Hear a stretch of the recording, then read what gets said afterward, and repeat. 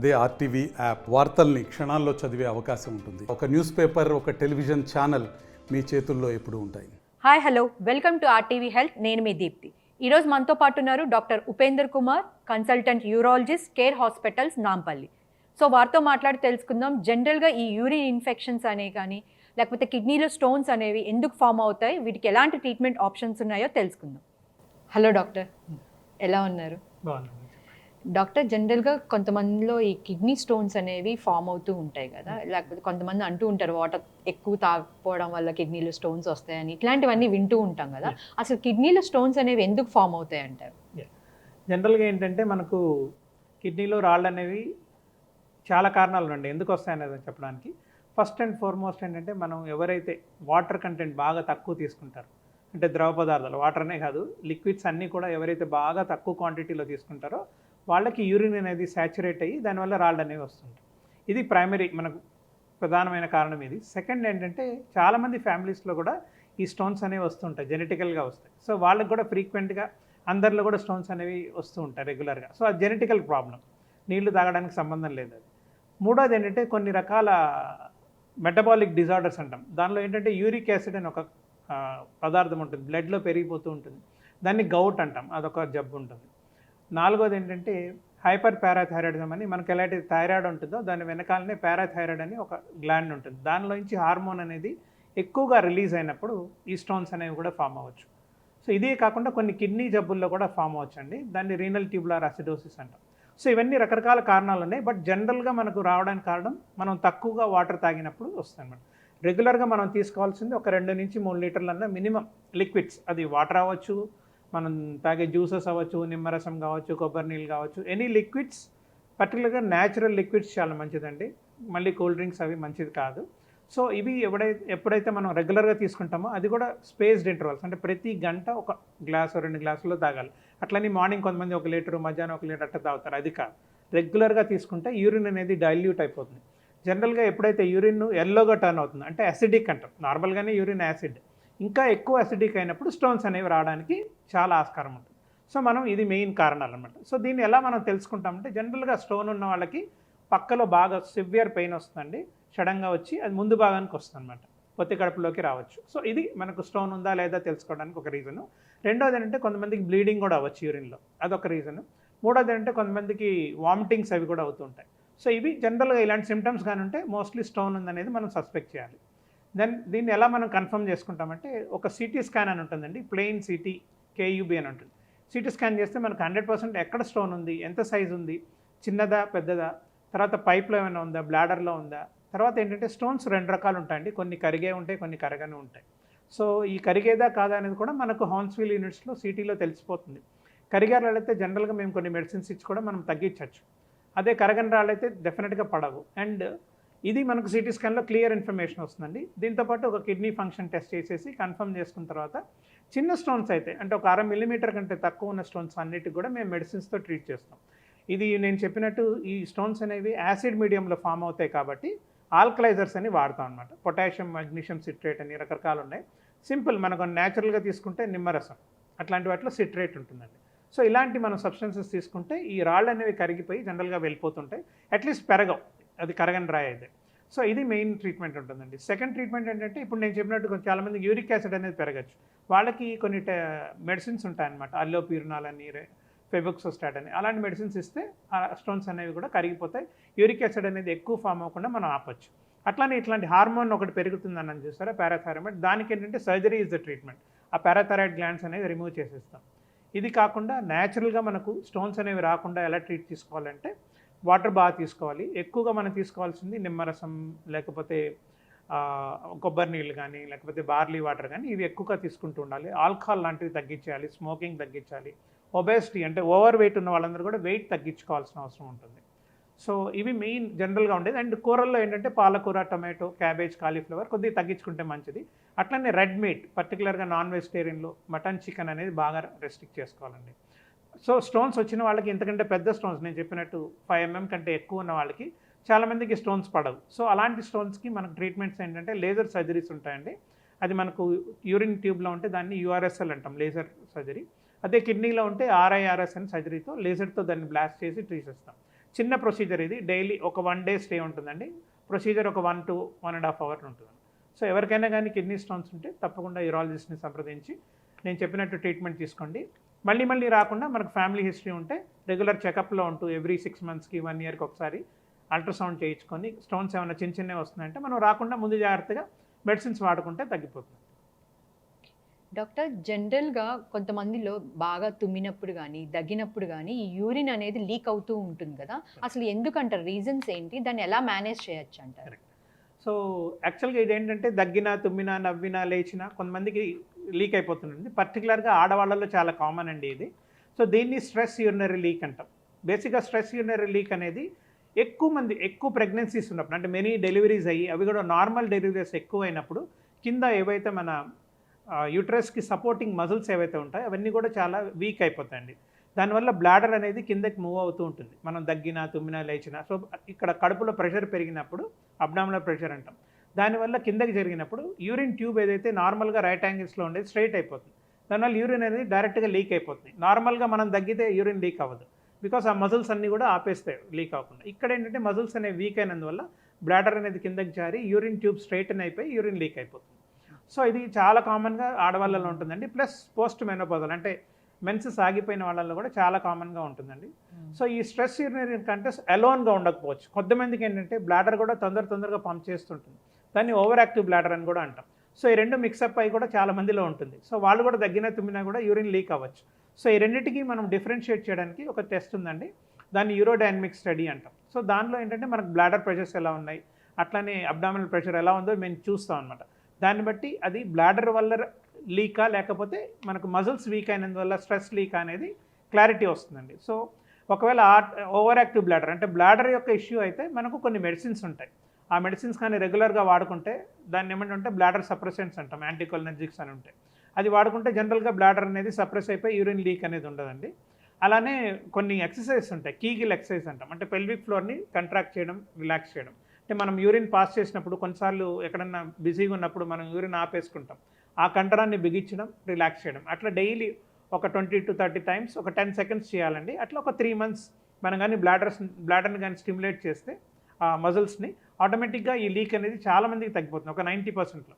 ఒక 10%లో because of over weight, obesity వల్ల కానీ మెడిసిన్స్ పనిచేయక కానీ యూరిన్ లీక్ అనేది కంటిన్యూ అవుతూనే ఉంటుంది దగ్గినా, తుమ్మినా. సో అలాంటి వాళ్ళకి కొన్ని సర్జరీస్ ఉన్నాయండి. దాన్ని ప్యూబోవెజైనల్ సర్జరీస్ అంటాము.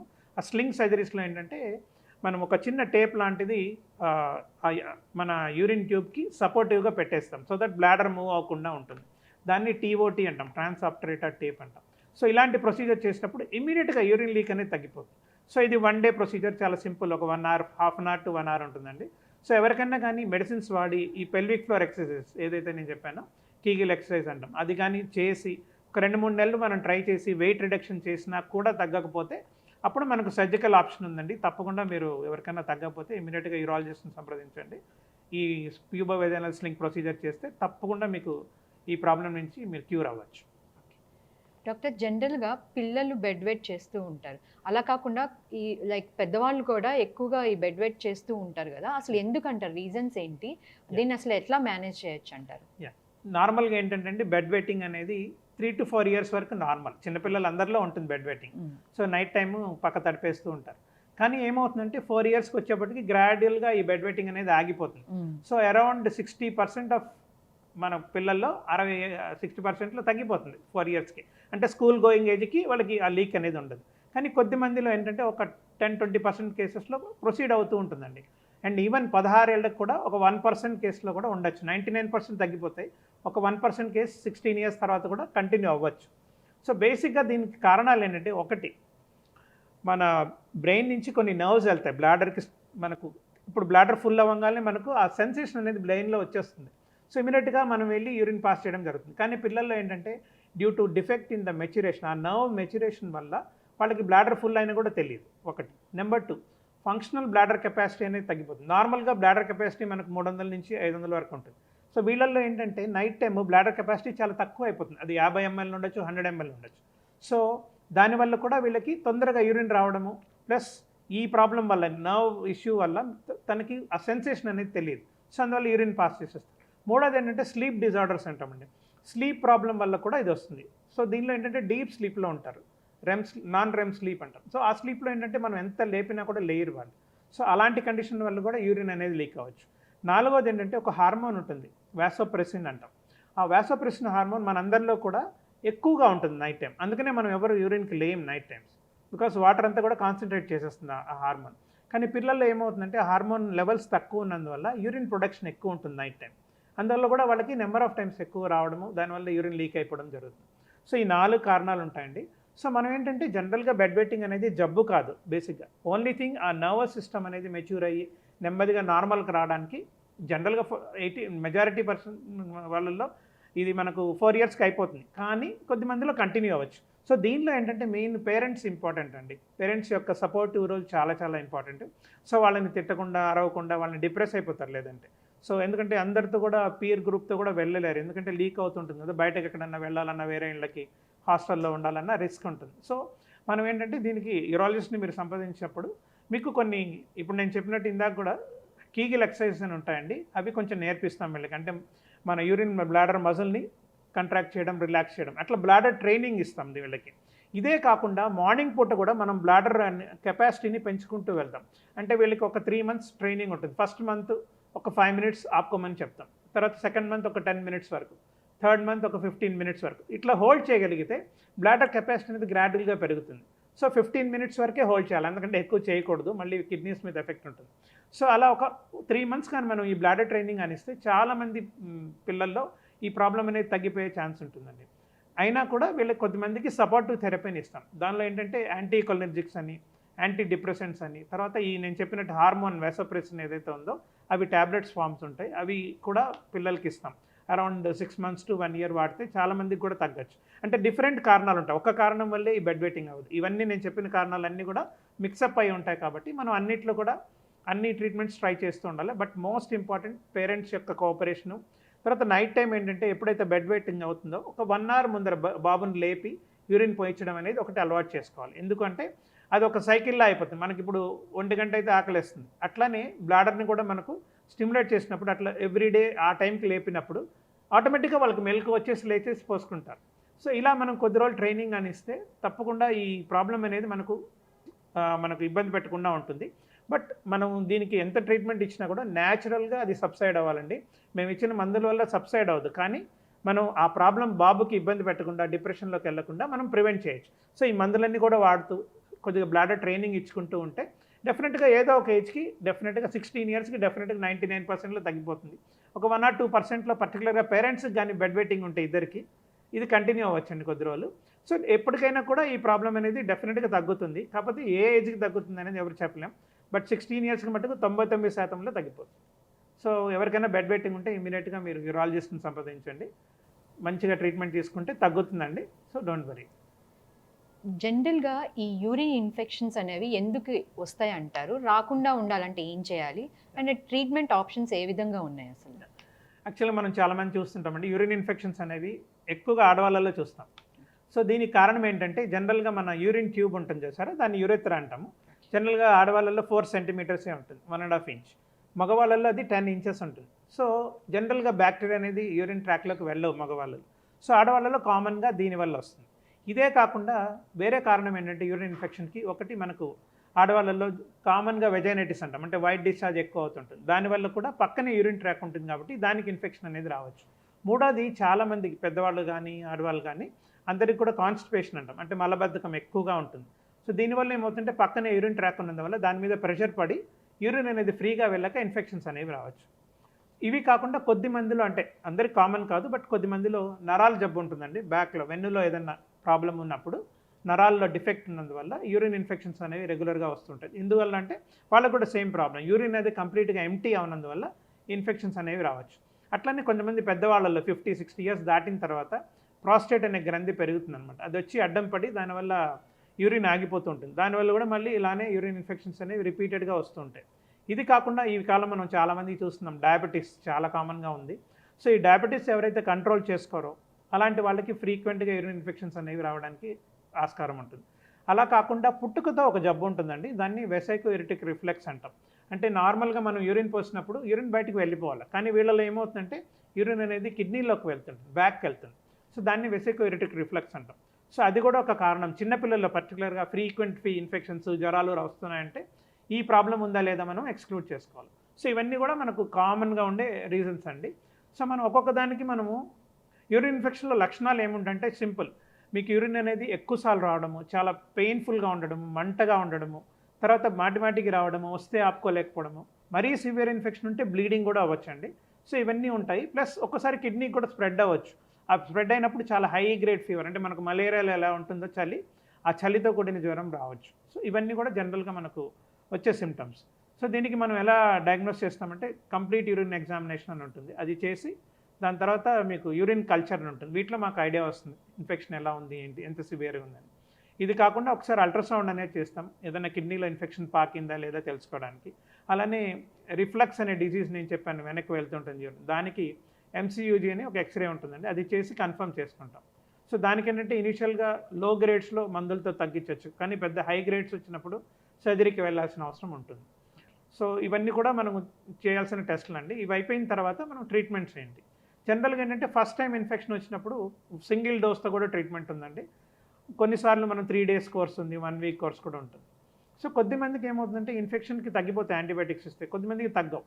నేను ఇందాక చెప్పినట్టు వేరే కారణం ఏదైనా ఉండొచ్చు తగ్గకపోవడానికి. సో అదేదైనా ఉంటే దాన్ని ట్రీట్ చేయాలి. ఇప్పుడు నేను చెప్పినట్టు ప్రాస్టేట్ ప్రాబ్లం ఉందనుకోండి, ప్రాస్టేట్కి సంబంధించిన మందులు వాడితే ఆటోమేటిక్గా యూరిన్ అనేది మిగలదు, దానివల్ల ఇన్ఫెక్షన్స్ రావు. అట్లనే డయాబెటీస్ ఉంది, షుగర్ ఉంది, షుగర్ కంట్రోల్లో చేసుకుంటే ఆటోమేటిక్గా ఇన్ఫెక్షన్ అనేవి మనకు రాకుండా మనం ప్రివెంట్ చేయొచ్చు. అట్లనే ఎవరికైతే వైట్ డిశ్చార్జ్ అవి ఉంటాయో అవి ట్రీట్మెంట్ తీసుకుంటే ఆటోమేటిక్గా యూరిన్ ఇన్ఫెక్షన్ అనేది మనం ఆపేయచ్చు. అలానే మలబద్ధకం ఉన్న వాళ్ళందరికీ కూడా కాన్స్టిపేషన్ రాకుండా కొన్ని సిరప్స్ ఉంటాయి, లేకపోతే ఎనిమా అని ఉంటాయి, రకరకాల ట్రీట్మెంట్స్ ఉన్నాయండి. సో మోషన్ కూడా మనకు రెగ్యులర్గా వెళ్ళేటట్టు చూసుకుంటే ఇన్ఫెక్షన్స్ అనేవి రావు. సో ఇవన్నీ కూడా ఇంపార్టెంట్ అండి. అలానే వాటర్ బాగా తక్కువ తీసుకునే వాళ్ళకి కూడా ఫ్రీక్వెంట్ ఇన్ఫెక్షన్స్ వస్తాయి. సో అది వెరీ ఇంపార్టెంట్ అండి. డైలీ మనం ఒక 2 to 3 liters డెఫినెట్గా లిక్విడ్స్ తీసుకోవాల్సిన అవసరం ఉంటుంది. సో ఇవన్నీ కూడా కారణాలండి. సో ఇది మీకు ఎప్పుడైనా ప్రాబ్లం రాకూడదంటే వాటర్ బాగా తీసుకోండి. అండ్ ఇలాంటి ప్రాబ్లం ఏదైనా ఉంటే ఇమీడియట్గా మీరు స్కానింగ్ టెస్టులు చేయించేసుకొని, యూరోఫ్లోమెట్రీ అని ఒక టెస్ట్ ఉందండి, ఆ టెస్ట్ చేస్తే మనకు యూరిన్లో బ్లాక్ ఉందా లేదా తెలుస్తుంది. సో దానికి తగ్గట్టుగా మనం మెడిసిన్స్ వాడుకుంటే ఆటోమేటిక్గా మనకు ఇన్ఫెక్షన్స్ అనేవి రిపీటెడ్గా రాకుండా మనం చేసుకోవచ్చు. ఓకే డాక్టర్, జనరల్గా కొంతమందిలో ఈ యూరిన్లో బ్లడ్ వెళ్తూ ఉంటుంది అంటారు కదా, అసలు ఎందుకు అలా అవుతుంది అంటారు? వాటి గల కారణాలు ఏంటి అసలు, అండ్ వీటిని ఎలా ట్రీట్ చేయాలంటారు? మీరు తరచుగా చూస్తుంటారండి, చాలామందికి యూరిన్లో బ్లడ్ వస్తుందని భయపడుతుంటారు. సో దీనికి గల చాలా కారణాలు ఉన్నాయండి. మోస్ట్ కామన్గా మనకు వచ్చే కారణాలు ఏంటంటే స్టోన్స్ అన్నమాట. రెగ్యులర్గా మనం చూసే వాటిలో కిడ్నీ స్టోన్స్ కామన్గా బ్లీడింగ్ వస్తుందండి. సెకండ్ థింగ్ కామన్గా వచ్చేది ఏంటంటే యూరిన్ ఇన్ఫెక్షన్స్ కానీ సివియర్గా ఉన్నప్పుడు ఈ బ్లీడింగ్ అనేది రావచ్చు. మూడోది ఏంటంటే షుగర్ పేషెంట్స్లో చాలామందికి అన్కంట్రోల్డ్గా ఉన్న వాళ్ళకి కిడ్నీ నుంచి ఒక పార్ట్ ఆఫ్ ఇట్ కిడ్నీ ఇదైపోతుంది అన్నమాట, కింద పడిపోతుంది, ఊడిపోయి వచ్చేస్తుంది బయట. సో అలాంటప్పుడు బ్లీడింగ్ అనేది చాలా సివియర్గా ఉంటుంది, దాన్ని రీనల్ ప్యాపిలరీ నెక్రోసిస్ అంటాం. నాలుగోది ఏంటంటే బ్లాడర్లో ట్యూమర్స్ రావచ్చండి, బ్లాడర్ కానీ కిడ్నీలో కానీ క్యాన్సర్ కణాలు రావచ్చు. సో దాన్ని బ్లాడర్ క్యాన్సర్ కానీ లేదా కిడ్నీ క్యాన్సర్స్ అంటాం. వీటిలో కూడా సివియర్ బ్లీడింగ్ ఉంటుంది. సో ఇవన్నీ కూడా కామన్ కారణాలండి.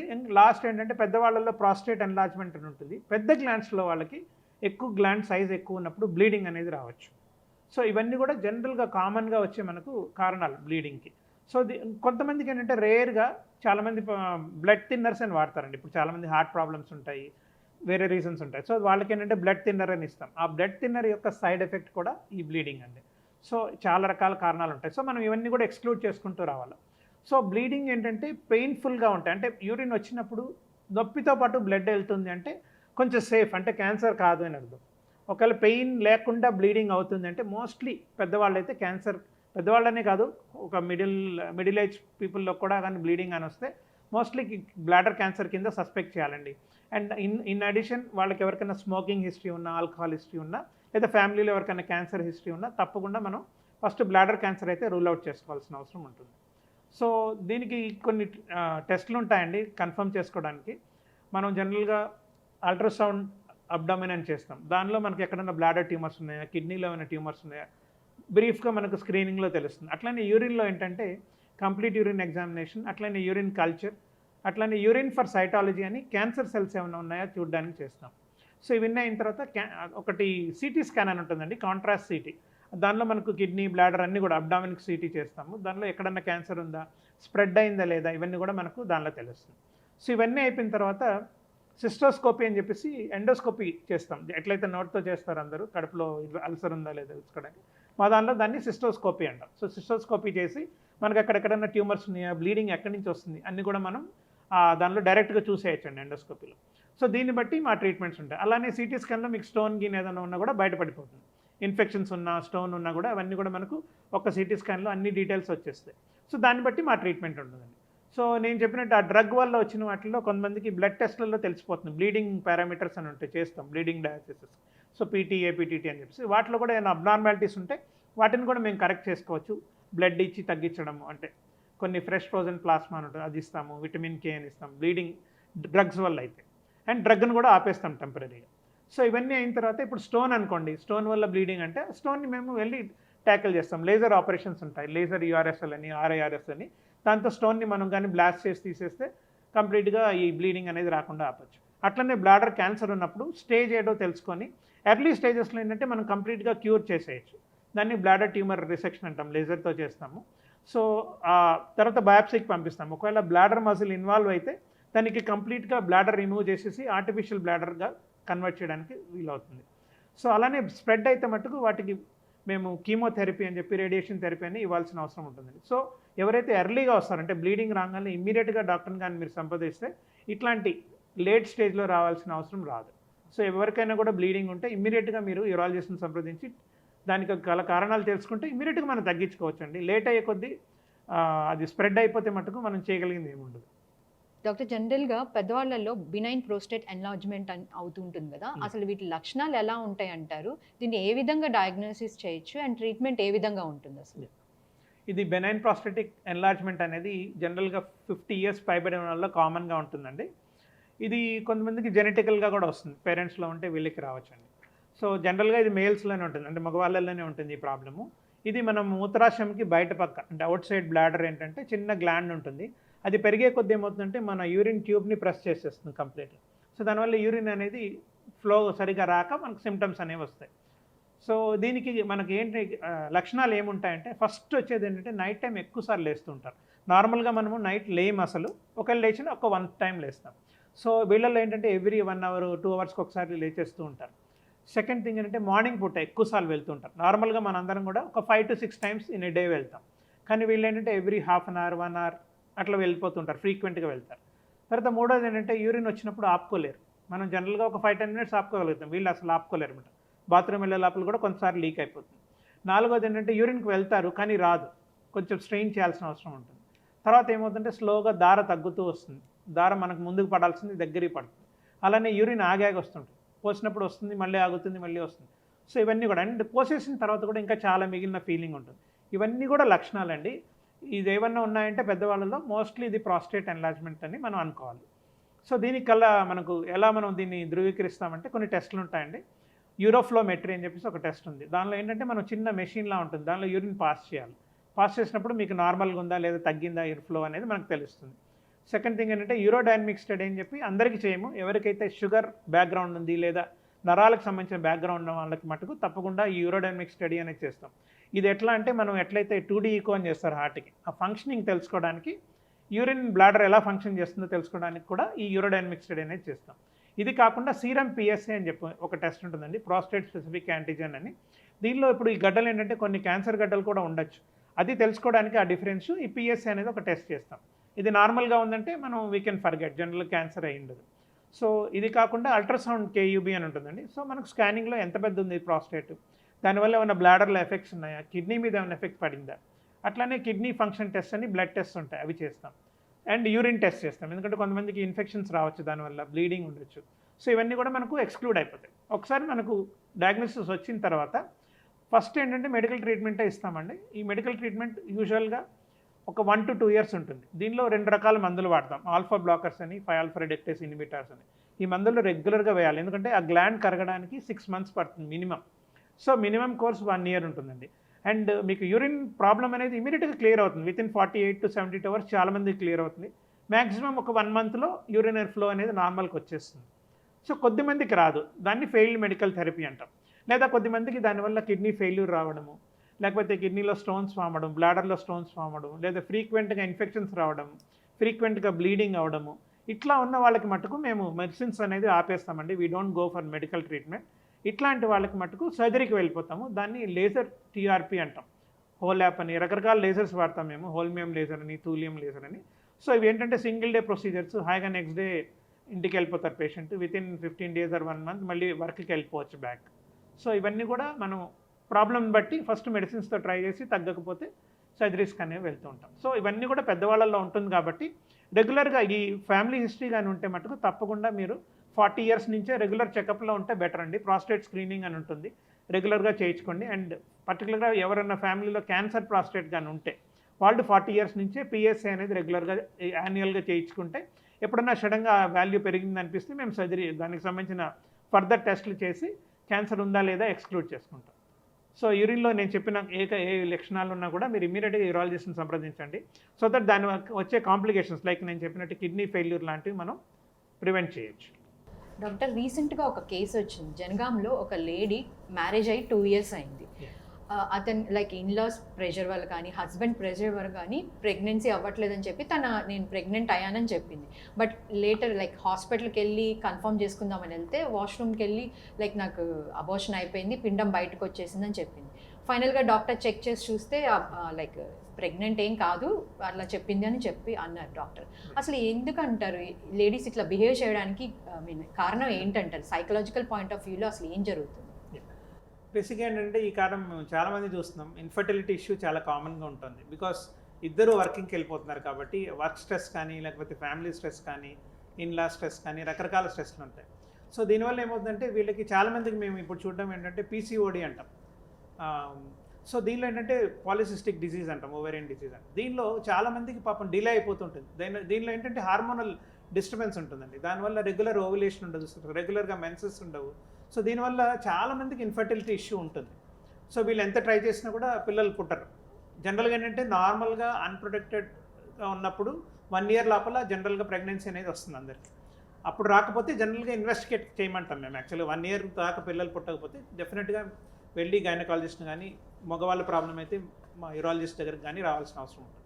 సో చాలామంది ఇది వెళ్ళలేక కానీ వేరే రీజన్స్ వల్ల వాళ్ళకి టైం ఫ్యాక్టర్ వల్ల కానీ ఇప్పుడున్న బిజీ షెడ్యూల్స్లో వాళ్ళు అట్లా అని చెప్పేసి ఫ్యామిలీకి కూడా వాళ్ళు జస్టిస్ చేయాలి కదా. సో అందుకనంటే ఇలా కొన్నిసార్లు అబద్ధాలు కూడా చెప్తూ ఉంటారు. సో ఇది బేసిక్గా సైకలాజికల్ ఇష్యూస్ అండి ఇవన్నీ కూడా. సో ఫ్యామిలీ నుంచి స్ట్రెస్ ఉంటుంది, వీళ్ళ నుంచి స్ట్రెస్ ఉంటుంది. సో వీళ్ళకి యాక్చువల్గా మెడికల్ ప్రాబ్లం ఉందనే తెలియదు. దీనివల్ల జనరల్గా ఇవన్నీ కూడా ప్రెగ్నెన్సీస్ రాకపోవడం జరుగుతుంటుంది. రెండోది ఏంటంటే చాలామంది మేము చూస్తుంటాం అన్కన్సుమేటెడ్ మ్యారేజ్ అంటాం. అంటే యాక్చువల్గా మ్యారేజ్ అయిన తర్వాత అసలు వీళ్ళు ఎప్పుడు కలవరు అనమాట. అలాంటి కేసెస్ చాలా చూసాం మేము. So due to various reasons కొంతమంది వేరే చోట వర్కింగ్ ఉంటారు, ఇద్దరు హస్బెండ్ వైఫ్ ఒక చోట వర్క్ చేయరు, లేదా డిఫరెంట్ టైమింగ్స్ ఉంటాయి, కొంతమంది నైట్ డ్యూటీస్ ఉంటాయి, కొంతమంది మార్నింగ్. ఇట్లా ఈ వేరియేషన్స్ వల్ల చాలామందికి ఇప్పుడు ఇన్ఫర్టిలిటీ ఇష్యూ అనేది చాలా కామన్గా ఉందండి. సో అందువల్ల ఈ కేసులో కూడా అదే జరిగి ఉండాలి. బికాస్ వాళ్ళిద్దరు ఎప్పుడు కూడా మీట్ అయి ఉండకపోవచ్చు. ఒకళ్ళు మీట్ అయినప్పుడైనా ఎవ్రీ టైం రావాలని లేదు కదండి ప్రెగ్నెన్సీ. సో దానికి ఒక ఫిక్స్డ్ పీరియడ్ ఉంటుంది. సో ఫస్ట్ మెడికల్ ప్రాబ్లం ఏదైనా ఉందా ఇద్దరు చెక్ చేసుకోవాలి. ఎందుకంటే హస్బెండ్ చెక్ చేసుకొని ఉండాలి, వైఫ్ చెక్ చేసుకొని ఉండాలి. సో ఇద్దరు చూసుకున్న తర్వాత మెడికల్ ప్రాబ్లం ఏదైనా ఉంటే ఇమీడియట్గా ట్రీట్మెంట్ స్టార్ట్ చేస్తే 1 year లోపల పిల్లలు పుట్టకపోతే 1 yearకి ఇమీడియట్గా వాళ్ళు they have to go to gynaecologist or urologist male problem అయితే. సో ఇవి అండ్ మేల్కి ఏంటంటే చాలా సింపుల్ అండి. వాళ్ళలో ప్రాబ్లం ఉందా లేదా తెలుసుకోవడానికి ఒక సెమెన్ అనాలిసిస్ ఇస్తే సరిపోతుంది. బట్ ఫర్ ఫీమేల్ ఏంటంటే చాలా టెస్టులు ఉంటాయండి. సో వాళ్ళకి అల్ట్రాసౌండ్ టీవీఎస్ అని ఉంటుంది, రకరకాల టెస్టులు ఉంటాయి. తర్వాత హిస్ట్రోస్కోపీ అని లేకపోతే హిస్ట్రోసాల్పింగోగ్రామ్ అని రకాల టెస్టులు ఉంటాయి, హార్మోనల్ టెస్టులు అన్నీ ఉంటాయి. So for a male to detect first మేల్లో ప్రాబ్లం లేదా అనే దానికి సెమెన్ అనాలిసిస్ చేసేసి ఎక్స్క్లూడ్ అయిపోయిన తర్వాత ఫీమేల్ని ఇన్వెస్టిగేట్ చేయాలండి. సో ఈ కేసులో బహుశా వాళ్ళకి టైం దొరకకపోవచ్చు, లేదా due to various reasons pregnancy రానందువల్ల 2 years వరకు వాళ్ళు ఇంకా అంటే తను అబద్ధం చెప్పి ఇట్లా నాకు వచ్చింది అని చెప్పి తర్వాత అబార్షన్ అయిపోయింది చెప్పి. ఎందుకంటే ఈ కాలం అన్ని మీడియా ఎక్కువ చూస్తున్నారు కాబట్టి సో ఇలాంటి ఇన్ఫర్మేషన్ అయితే తెలిసిపోతుంది అందరికీ, హెల్త్ ఇన్ఫర్మేషన్. సో దానివల్ల అలా అబద్ధాలు చెప్పడం జరుగుతుంటుందండి. బట్ అది it's not good for anybody అండి. వాళ్ళ హెల్త్కి కూడా ఇష్యూ ఉండుండొచ్చు, బహుశా అది వేరే కారణం వల్ల వచ్చి ఉండకపోవచ్చు ప్రెగ్నెన్సీ. సో అది ఏంటంటే ముందుగానే 1 year అయిపోగానే ప్రతి ఒక్క కపుల్ కూడా ఇమీడియట్గా వెళ్ళి మెడికల్ కౌన్సిలింగ్ తీసుకొని ఫస్ట్ అసలు ప్రెగ్నెన్సీ ఎందుకు రాలా 1 year వరకు, వేరే రీజన్స్ ఉన్నాయా లేక ఏదైనా హెల్త్ రీజన్ ఉందా ఫస్ట్ మనం ఎక్స్క్లూడ్ చేసుకోవాలండి. ఇది కానీ చేసుకుంటే ఇలాంటి ఇష్యూస్ అసలు రావు. అంటే ఇట్లాంటి ఫైనల్గా 2 yearsకి వచ్చి అప్పుడు హడావడి పడి నాకు వచ్చింది రాదు ఇవన్నీ కూడా చెప్పాల్సిన అవసరం రాదు. కాబట్టి అందరికి కూడా సైకలాజికల్ కౌన్సిలింగ్ చాలా ఇంపార్టెంట్. సో ఎవరు కూడా స్ట్రెస్ పెట్టకూడదండి, ఫ్రమ్ ఇన్లాస్ సైడ్ కానీ లేదా వీళ్ళ నుంచి కానీ హస్బెండ్ సైడ్ కానీ లేదా వైఫ్ సైడ్ నుంచి కానీ ఎవరికి స్ట్రెస్ అనేది ఉండకూడదండి. ప్రెగ్నెన్సీ అనేది మన చేతిలో లేదు, న్యాచురల్గా రావాల్సింది ఉంటుంది.